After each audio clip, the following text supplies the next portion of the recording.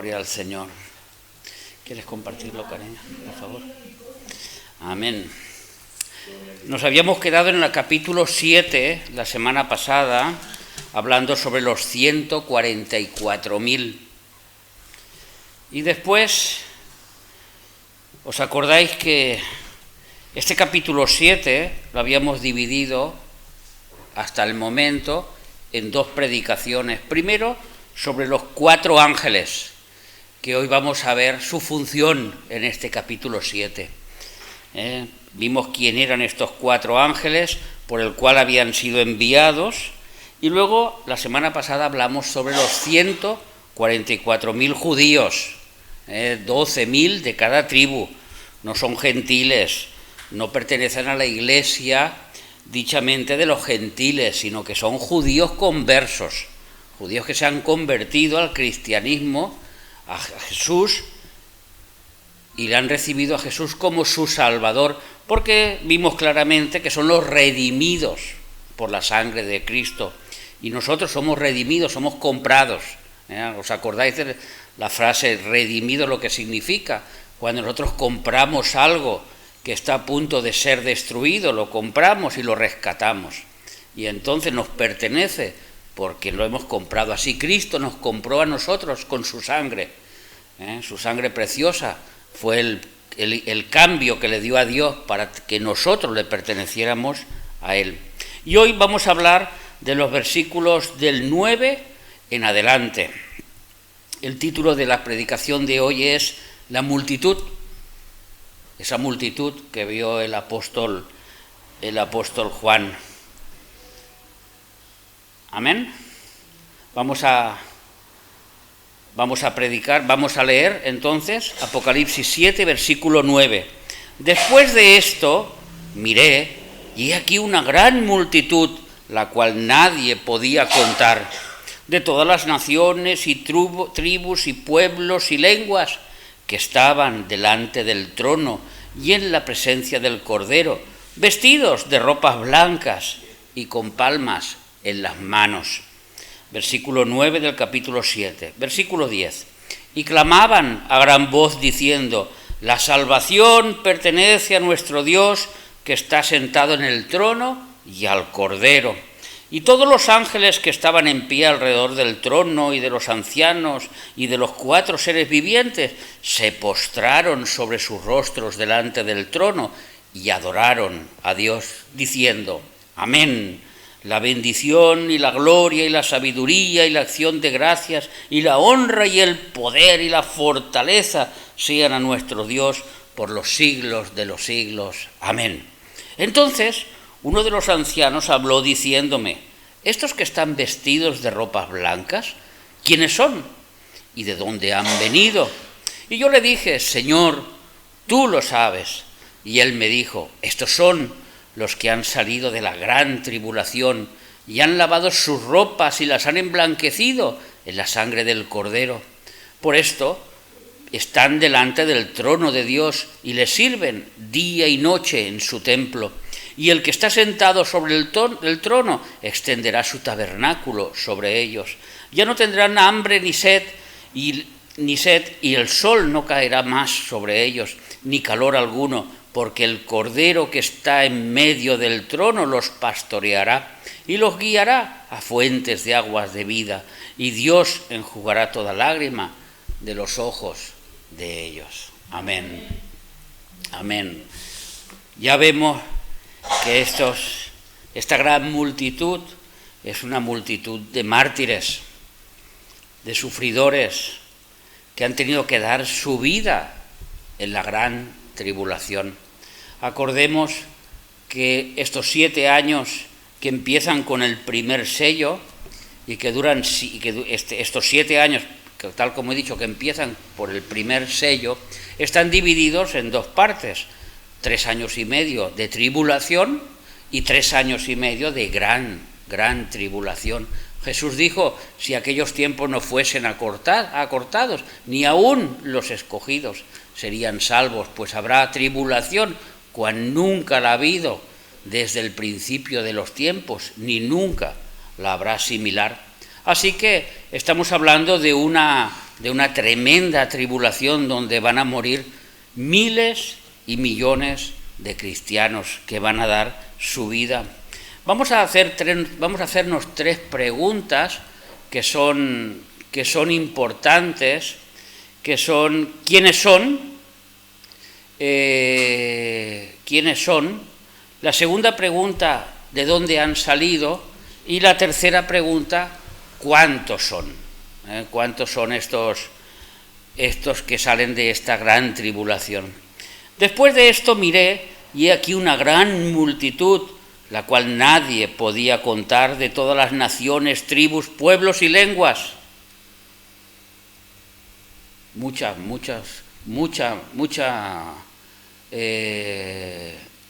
multitud, que como podemos ver y como hemos podido leer, tienen algo en común, y es que todas tienen, perdonad, se escucha un ruido, apágalo allí, a la derecha, hay un botón, apágalo ahí. Sí.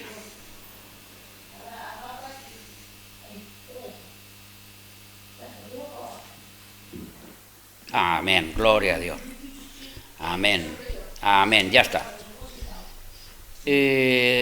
He dicho que esta gran multitud tiene algo en común, en que todos van vestidos de vestiduras blancas, y todos, dice que han salido así porque la han emblanquecido en la sangre del Cordero. No son judíos, no son gente normal, son cristianos, son gente que han sido lavados con la sangre de Cristo, y es una multitud tremenda.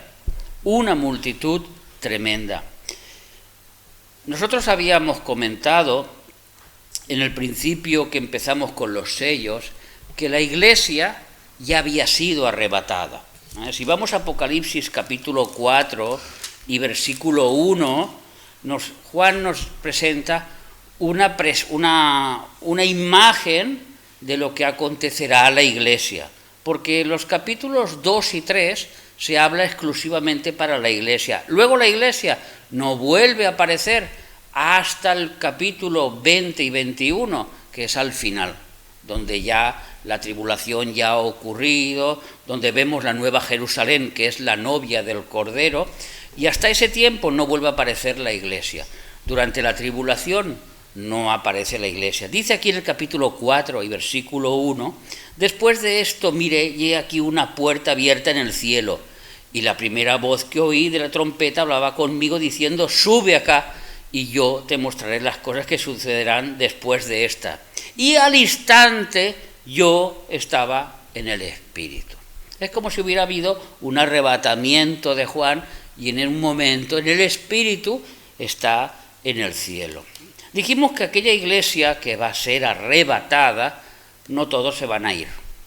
De todas las congregaciones y de todas las iglesias, sean muy grandes, sean muy pequeñas, tenemos que entender lo que vamos a explicar hoy, que es que la iglesia va a sufrir una división, la iglesia va a sufrir una apostasía grandísima, incluso algo peor que luego vamos a hablar. Vamos a leer para poder entender bien esta parte que yo les quiero mostrar, el capítulo de Mateo, capítulo 25, versículos del 1 al 13. Mateo 24 nos ha mostrado Jesús, en este sermón, este segundo sermón del monte, nos ha mostrado Jesús los acontecimientos futuros y tal como vendrán. Pero en el capítulo 25 se centra más bien en cómo los cristianos tienen que vivir para ser dignos de escapar de todas las cosas que él ha hablado en el capítulo 24. Y empieza diciendo así, entonces el reino de los cielos será semejante a 10 vírgenes que tomando sus lámparas salieron a recibir al esposo. Cuando hablamos de vírgenes en el Nuevo Testamento, hablamos de la novia del Cordero. A la novia, a la iglesia, se le considera una virgen pura, con vestidos blancos de lino, sin mancha ni arruga. 5 de ellas, de esta iglesia, eran prudentes y 5 eran insensatas. Las insensatas, tomando sus lámparas, no tomaron consigo aceite, mas las prudentes tomaron aceite en sus vasijas, juntamente con sus lámparas. Y tardándose el esposo, cabecearon todas y se durmieron. Tenemos que entender dos cosas. Cuando hablamos de lámpara en la Biblia, es nuestro testimonio, lo que nosotros irradiamos al exterior, lo que el mundo puede ver de nosotros, nuestra forma de vivir, nuestra forma de hablar, nuestra forma de actuar. Jesús dijo, vosotros sois la luz del mundo. Entonces nosotros somos los que irradiamos esa luz. Nuestra lámpara es nuestra forma de vivir, de hablar, de actuar. Y estas vírgenes, las 10 tenían sus lámparas y las 10 vivían de acuerdo al Señor. Pero tenemos la segunda parte, que es que 5 tomaron aceite y 5 no. El aceite es símbolo de la llenura del Espíritu Santo. El Espíritu Santo es el aceite y tomar el aceite es el símbolo de la llenura del Espíritu Santo. Donde 5 estaban completamente llenas del Espíritu Santo porque su vida personal en relación con el Señor iba acorde con su vida que mostraban al exterior. O sea, el aceite alimentaba su manera de vivir.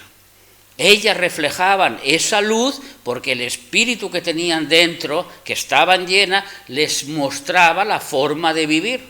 Y como hemos dicho muchas veces, si uno tiene el Espíritu Santo dentro y dice que es cristiano, tiene que vivir conforme a eso que está creyendo.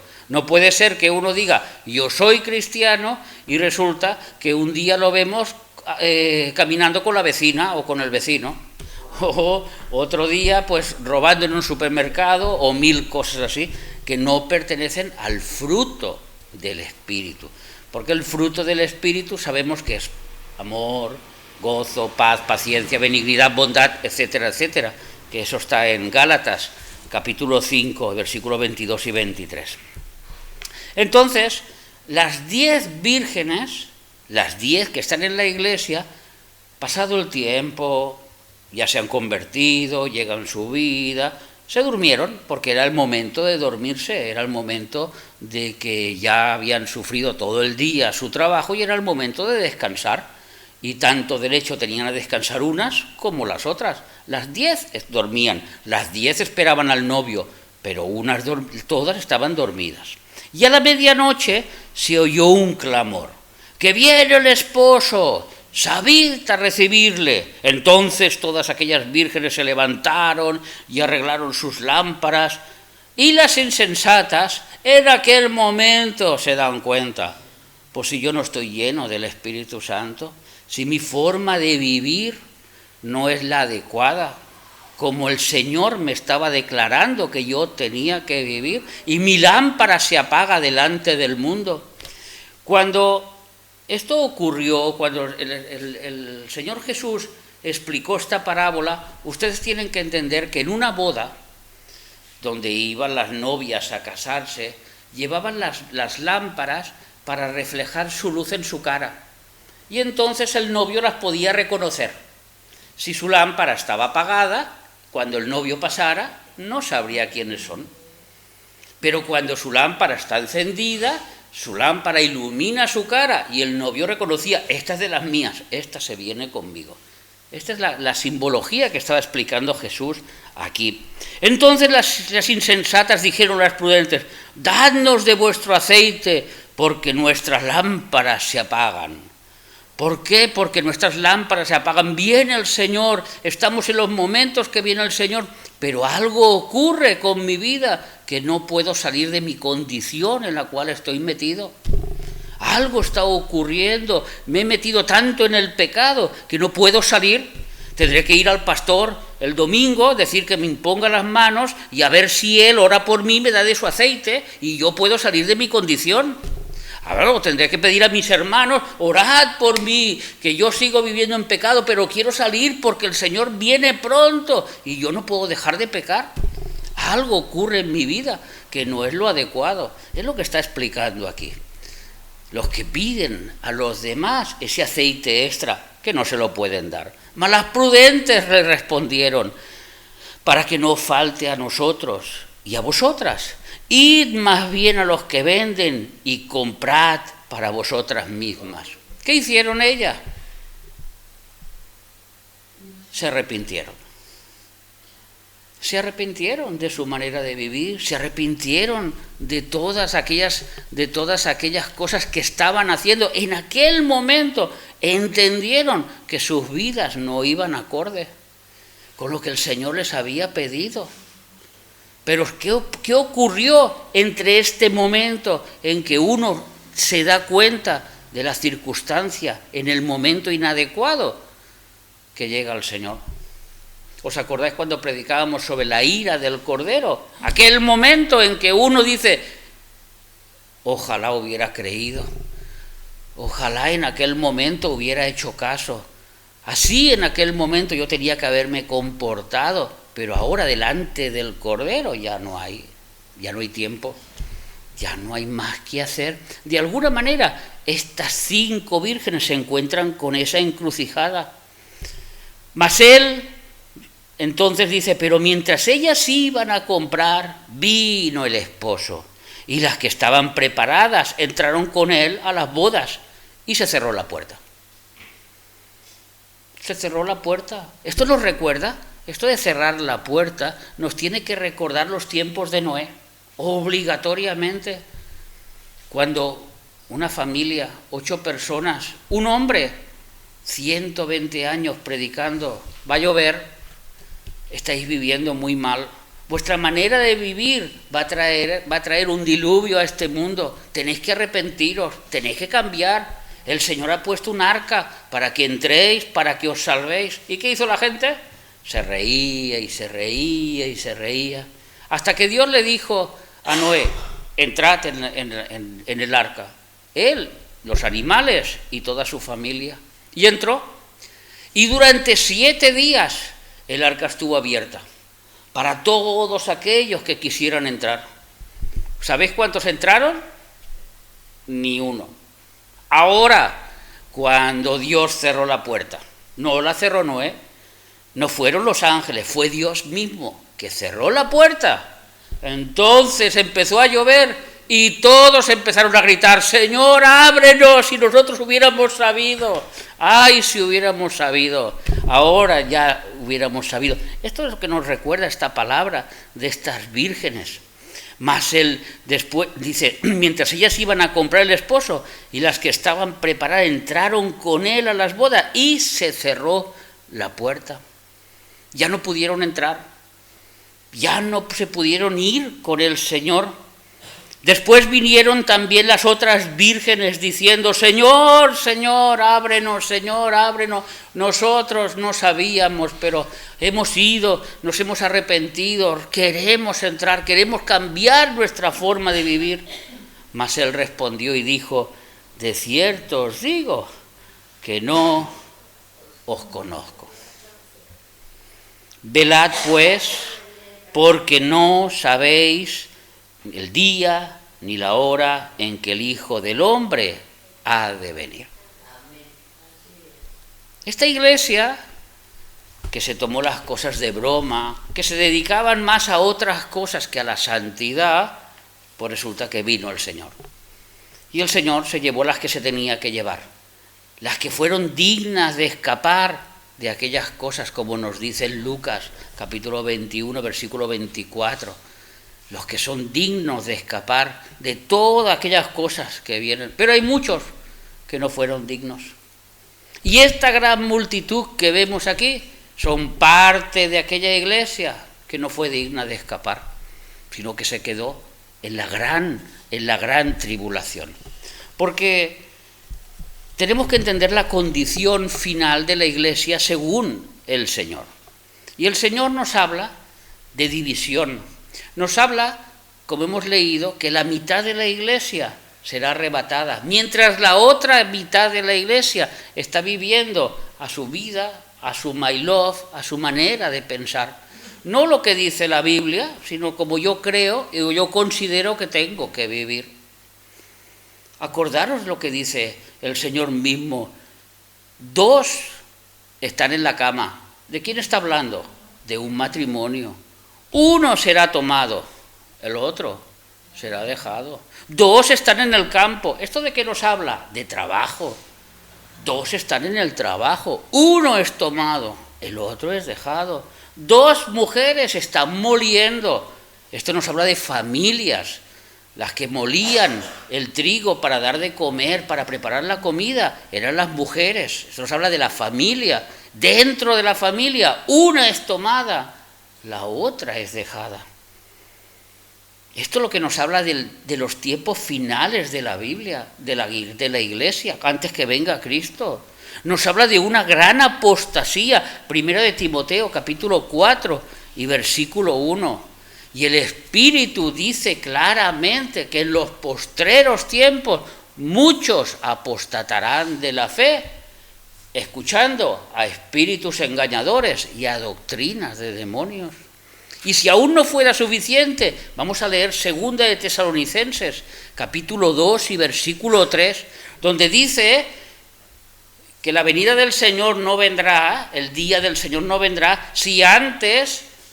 nadie os engañe en ninguna manera, porque no vendrá sin que antes venga la apostasía. Es obligatorio que esto ocurra en la Iglesia. Es obligatorio. Esta Iglesia que Cristo compró, esta Iglesia que ha redimido, el Señor con su sangre, es preciso que pase este tiempo de oscuridad. Y lo va a pasar y lo tiene que pasar. Pero aún es peor, hermanas, aún es peor, por favor. Vamos a leer en Mateo capítulo 13 y versículo 39. Tendremos que hacer como en el colegio, separarlas, para que no hablen. No tienes que hablar. Mateo capítulo 13 y versículo 39. Aquí el Señor nos está explicando una parábola que Él mismo dijo. Dice, el padre de familia salió a sembrar y sembró trigo. Pero cuando fueron a recoger el fruto, resulta que por la noche vino el enemigo y sembró cizaña. Sembró cizaña en ese campo. Luego Jesús explica esa parábola. El Hijo del Hombre, que es Él, es el que siembra la semilla. Pero luego viene el enemigo, el adversario, el diablo, y siembra cizaña entre medio. Dice el enemigo que la sembró es el diablo. La siega es el fin del siglo y los segadores son los ángeles. Entonces esta cizaña, esta parábola está exclusivamente hablando de los últimos tiempos de la Iglesia, de los últimos tiempos, donde habrá trigo en la Iglesia, pero también habrá cizaña. Y la cizaña lo que hace es robarle los alimentos al trigo de la tierra. Le roba el agua, le roba los alimentos y entonces el trigo sale pues más debilitado, porque la cizaña es la que coge toda la fuerza. No es que le haga daño al trigo, no es que venga aquí mostrando digamos que diferentes características que el trigo, porque solo al final, cuando da fruto, es cuando se conoce que uno es cizaña y que el otro es trigo.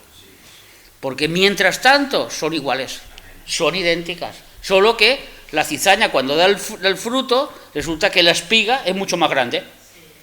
Los frutos son más grandes y no sirven para nada. El trigo es más pequeñito y es más útil y de ahí sacamos la harina, el pan y todas las cosas. Y vemos que esa cizaña está sembrada en la Iglesia final, en la Iglesia de los últimos tiempos, cuando venga Cristo. Esa cizaña que son del diablo.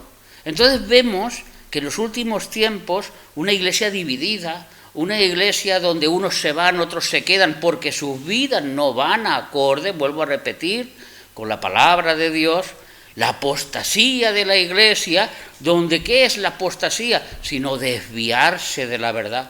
No es darse la vuelta, si Cristo va por este camino, yo voy por aquel, no, simplemente es desviarse de la verdad, y al final donde uno llega es a otro lugar que no es el que tiene destinado, con enseñanzas que pareciesen que son bíblicas, pero no lo son, porque están fundamentadas en, como hemos leído en 1 de Timoteo, en doctrina de demonios.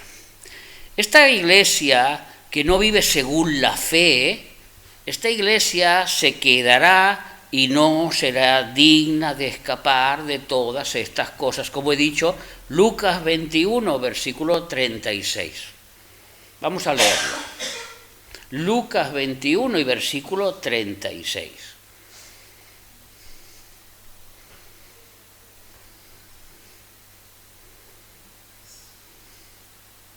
Velad pues en todo tiempo, orando que seáis tenidos por digno de escapar.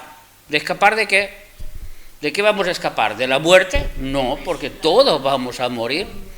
De la gran tribulación, de la tribulación, de lo que ha venido, de lo que Cristo ha ido predicando en ese mismo sermón, de todas estas cosas que vendrán y de estar en pie delante del Hijo del Hombre. ¿Qué va a acontecer? Pues va a acontecer que cuando llegará el anticristo, cuando empezará a gobernar el anticristo, cuando un cristiano se da cuenta que su madre ha desaparecido, que su esposo ya no está en la cama, que su hijo ya no sabe dónde está, que por las noticias hablan de millones de desaparecidos que nadie sabe dónde están. ¿Cuántos no se van a arrepentir en ese mismo momento? Y van a llorar y van a gemir, Señor, Señor, déjame entrar. Pero la puerta se cerró. Pero eso no quiere decir que no haya salvación, porque hay un versículo que es muy importante, que dice que en medio de la ira Dios tiene misericordia. La misericordia triunfa en medio de la ira. Santiago, capítulo, no me acuerdo muy bien el versículo, pero sé que es ahí, en Santiago. En medio de la ira, la misericordia triunfa. Aún en la ira de Dios sobre este mundo, su misericordia, su perdón, el arrepentimiento será válido. Y millones de cristianos, millones y millones y millones de cristianos darán sus vidas por Jesucristo. Porque saben que no se pueden dejar marcar, porque saben que no pueden adorar a la bestia, porque aunque tengan un poquito de bonanza en esta tierra, porque aunque piensen que podré comprar, podré vender, seguiré cobrando mi paga, pero mi fin es fin de muerte, porque yo no puedo ir a favor del diablo, porque estoy sellado con el Espíritu Santo y no puedo recibir un segundo sello, que es el sello de la bestia, el sello del anticristo. Y muchos tendrán que dar su vida ahí. Luego más adelante en el Apocalipsis iremos viendo cómo darán sus vidas, pero ahí darán todos su vida de una forma dramática, porque les cortarán la cabeza. Todo esto lo iremos viendo poco a poco, porque ¿de dónde han salido esta gran multitud? Ahora ya sabemos quiénes son. Esta gran multitud son una parte de la iglesia, más todos los que se convertirán durante la gran tribulación. Pero, no judíos, no, de todo el mundo, que se van a convertir, porque está claro que dice aquí, y esta gran multitud de todas las naciones, tribus, pueblos y lenguas, no son judíos, son de todo el mundo, y se van a convertir de todo el mundo. Ya sabemos quiénes son.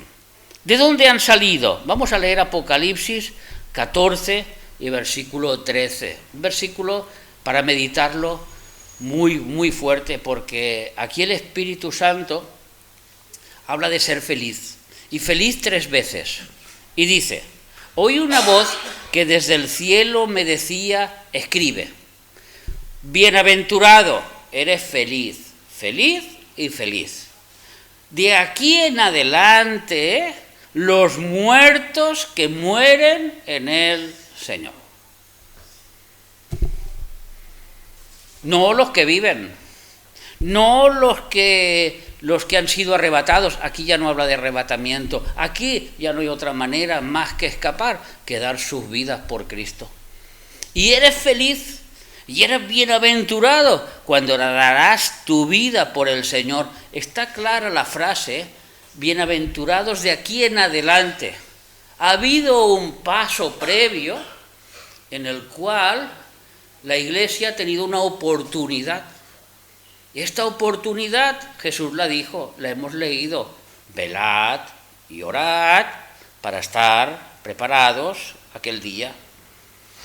Ahora Jesús nos vuelve a repetir el Espíritu Santo: no has estado preparado, aún la misericordia de Dios. Bienaventurados de aquí en adelante los muertos que mueren en el Señor. Esta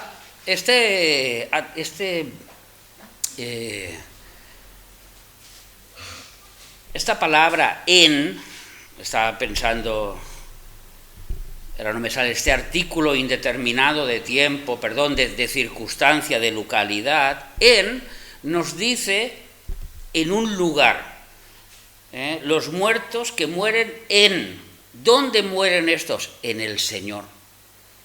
O sea que estos mueren metidos dentro de la Iglesia, como hijos de Dios, como con vestiduras blancas, como lavados por la sangre del Cordero, en el Señor. Y aún dice más, el Espíritu Santo dice, sí, dice el Espíritu, descansarán de sus trabajos, porque sus obras con ellos siguen.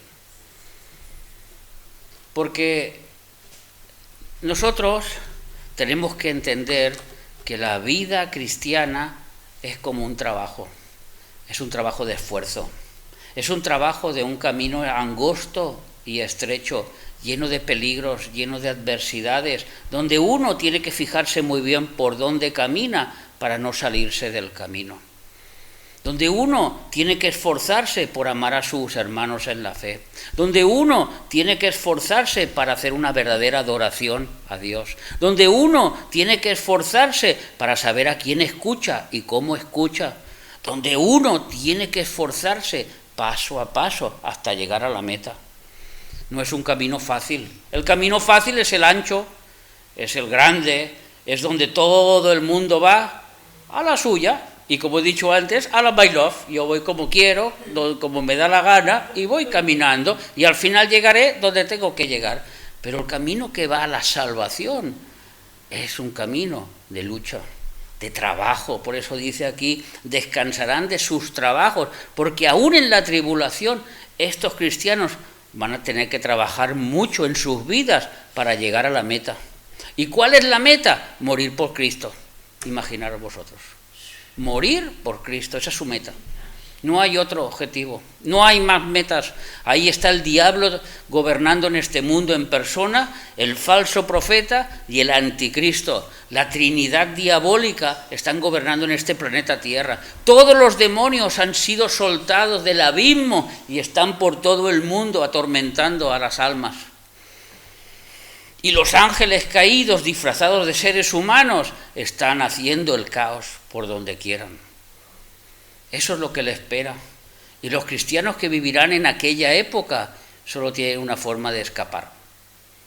Bienaventurados de aquí en adelante los muertos que mueren en Cristo.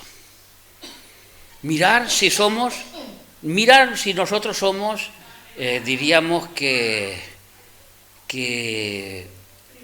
privilegiados, es la palabra que no me salía. Mira si somos nosotros privilegiados, que podemos escapar de todo esto. Vamos a leer Apocalipsis 24.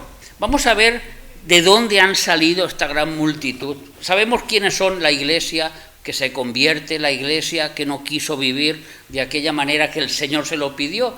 Dice, y vi tronos, y se sentaron sobre ellos los que recibieron facultad de juzgar. Y vi las almas de los decapitados por causa del testimonio de Jesús.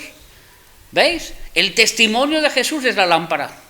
Ahora sí que están decapitados por sus lámparas. Ahora sus lámparas sí que brillan. Ahora son diferentes a todos los que están en el mundo. Y como son diferentes al mundo, el mundo no los quiere, los aborrece y los mata. Y por la palabra de Dios, los que no habían adorado a la bestia ni a su imagen y que no recibieron la marca en sus frentes ni en sus manos, y vinieron y reinaron con Cristo 1000 años, porque en esa vamos a venir todos a reinar los que estamos en Cristo Jesús. Así que vemos de dónde han salido, de la decapitación múltiple, de esta persecución que el diablo tendrá sobre este mundo, porque el diablo mismo los perseguirá. El mismo diablo. Vamos a leer en Apocalipsis 12, 17. Porque he dicho que el diablo estará en esta tierra en persona, y estará en persona persiguiendo. Dice, entonces el dragón se llenó de ira contra la mujer es Israel, y se fue a hacer guerra contra el resto de la descendencia de ella, los que guardan los mandamientos. Uno, si tú guardas los mandamientos, tu lámpara estará encendida. Porque ahí se basa la lámpara, ahí se basa nuestro testimonio en los mandamientos morales de Dios, no los rituales. No tenemos que matar una cabrita, ni un pajarito, ni hacer todo eso que hacían, ni cuidar los sábados, ni la luna nueva, ni todas esas cosas que dicen que tenemos que hacer muchos, sino los mandamientos morales: ayudar al prójimo, amar al prójimo. ¿Y cómo se ama al prójimo? Con esfuerzo. Es que Filipín a mí no me cae bien, pero me tengo que esforzar en hacerle bien, porque yo soy cristiano. No es como me caiga, es como yo tengo que hacer con él. No es como yo sienta, es que yo como tengo que obedecer la palabra de Dios. Esos son los mandamientos morales: amar a Dios sobre todas las cosas, en primer lugar, y a tu prójimo como te amas a ti mismo. Tú no te vas a pinchar un pie, tú no te vas a cortar una mano, no se lo puedes hacer. No hagáis con los otros lo que no quieren que hagan con vosotros. Esa es la regla de oro que dijo Jesús. Y Jesús dijo que ahí estaban los mandamientos, lo podéis leer en Mateo capítulo 6. Los que guardan los mandamientos de Dios y tienen el testimonio de Jesucristo. ¿Quién les hace la guerra? El dragón. Directamente va a hacerle la guerra a todos, esta gran multitud que Juan vio de repente. ¿Y de dónde han salido? De la gran tribulación. ¿Y cómo es que han llegado aquí? Porque han dado sus vidas por Cristo. ¿Y cuántos son? ¡Ay, cuántos son! ¿Podemos saber cuántos son? ¿Nos dice la Biblia cuántos son? Si son 1, si son 1000, si son 2000. Pues mira,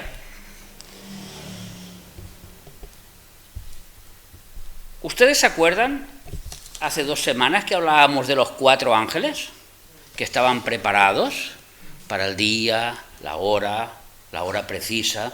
Porque por eso el Espíritu Santo concuerda todo lo que está hablando. Este capítulo 7 básicamente se puede centrar todo en el 5.º sello. El 5.º sello es el sello de los mártires, donde mueren los mártires, que hemos dicho que los sellos duran 7 años, ¿se acuerda?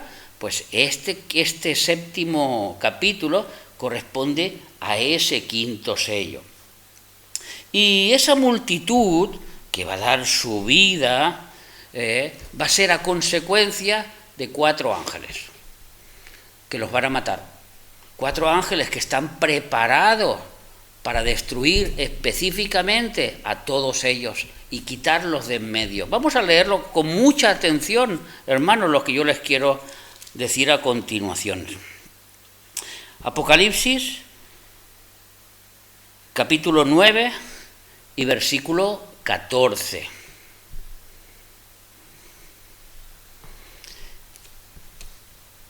El 6.º ángel, que tenía la trompeta, dijo: desata a los 4 ángeles que están atados junto al gran río Éufrates. Estos 4 ángeles que están preparados, dice, y fueron desatados los 4 ángeles, versículo 15, que estaban preparados para la hora, día, mes y año, a fin de matar la tercera parte de los hombres.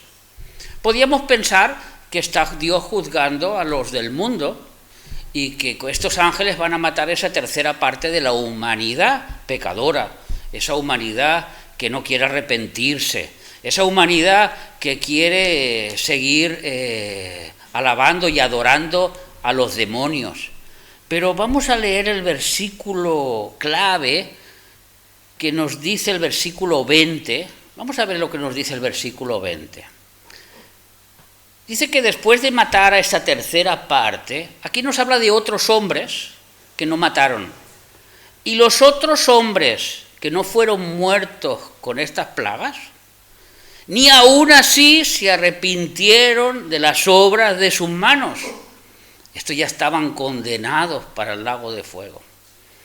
Ni dejaron de adorar a los demonios y a las imágenes de oro, de plata, de bronce, de piedra y de madera, las cuales no pueden ver, ni oír, ni andar. Porque los que murieron, no lo dice, pero se sobreentiende, los que murieron son los que adoraban al Dios vivo, que sí que les escucha, que sí que tiene oídos, que sí que tiene boca, que sí que tiene ojos para ver.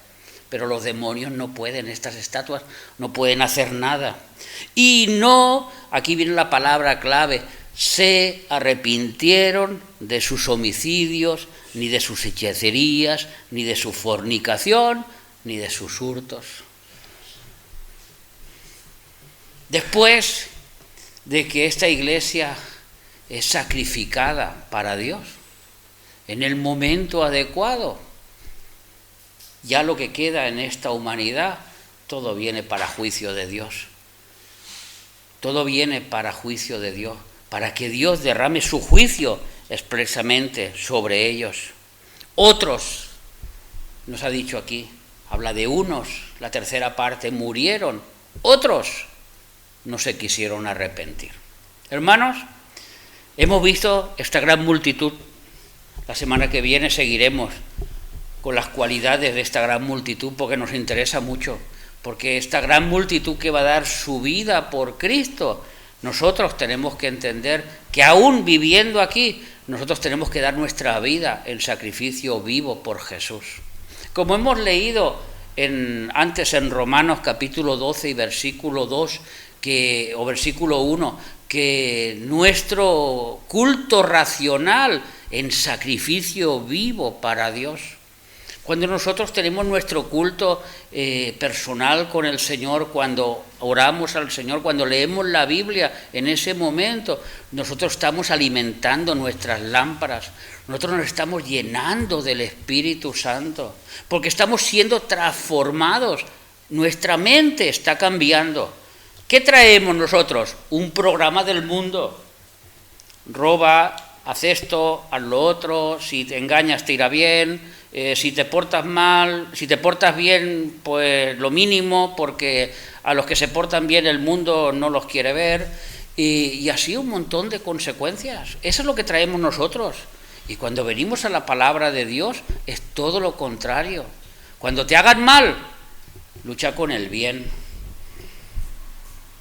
Cuando vayas por el mundo y te pidan una túnica, dale 2. Y si te dicen, ayúdame en esto, no le ayudas una milla, le tienes que ayudar 2. Y así es el servicio del cristiano. Esfuerzo sobre esfuerzo sobre esfuerzo, guiado por el Espíritu Santo, con el verdadero amor, el amor ágape, con el verdadero servicio, con la verdadera adoración. No todo el que me diga Señor, Señor, ay, yo cuánto te adoré, Señor, no todo aquel que me diga, sino el que realmente me adora, es el que realmente conoce al que adora. Y lo tiene que conocer, y eso es un esfuerzo, no viene gratis. Hay que estudiar la Biblia, hay que estar atento, hay que orar todos los días, hay que leer todos los días, hay que hacer un montón de cosas. no ganas la salvación con todo eso que haces, pero sí que fortaleces tu espíritu y tu mente se va transformando. Y tu mente se renueva, se transforma a la imagen de Cristo. Y al final, un día Isidro y usted y yo y todos nos presentaremos allí delante. Y Pedro, que está en las puertas, como dicen, con las llaves, ¿no? Eso sabemos que no es así. Le dirá, a ver, Isidro, ¿a quién se parece usted? Y usted dirá, yo a mi padre, que era muy macho. No, Isidro, no. Ah, pues a Jesús. Ah, entonces entre. Si se parece a Jesús, puede entrar. Pero no a su padre. Y esto es así, hermanos. Nosotros nos tenemos que parecer a Cristo. Y para parecernos a Cristo tenemos que conocerle. Amén, hermanos. Y ser dignos de escapar. Nosotros todavía podemos ser dignos de escapar. O sea que esforcémonos, oremos, velemos para ser dignos. Amén. Padre, te damos gracias por tu palabra, Señor, por este libro maravilloso del Apocalipsis, que nos presentan estas cosas que van a venir y de las oportunidades de amor que tú estás dando a este mundo, Señor, porque no quieres que venga el castigo, no quieres que venga la vara sobre este mundo, pero, Señor, la gente no quiere arrepentirse, la gente no quiere volverse de sus pecados, Señor. Pero te pedimos en esta hora, Señor, intercediendo por nuestros familiares, por nuestros seres queridos, Señor, por nuestros vecinos, por esta Tortosa, que tengas misericordia, Señor, y que muchos sean dignos de escapar, Señor. Ayúdanos, Señor, ayúdanos a ayudar a los demás, Señor, a compartirles la palabra adecuadamente, Señor, a enseñarles cómo vive un cristiano a través de nuestro testimonio, Señor. Te damos gracias por todos los hermanos que han venido en el día de hoy y te pedimos, Padre, que tú los lleves en bien a sus casas. Y así te pedimos por los que no han podido venir, para que tú, Señor, les sanes sus dolencias y estés en medio de sus circunstancias. Por Cristo Jesús. Amén.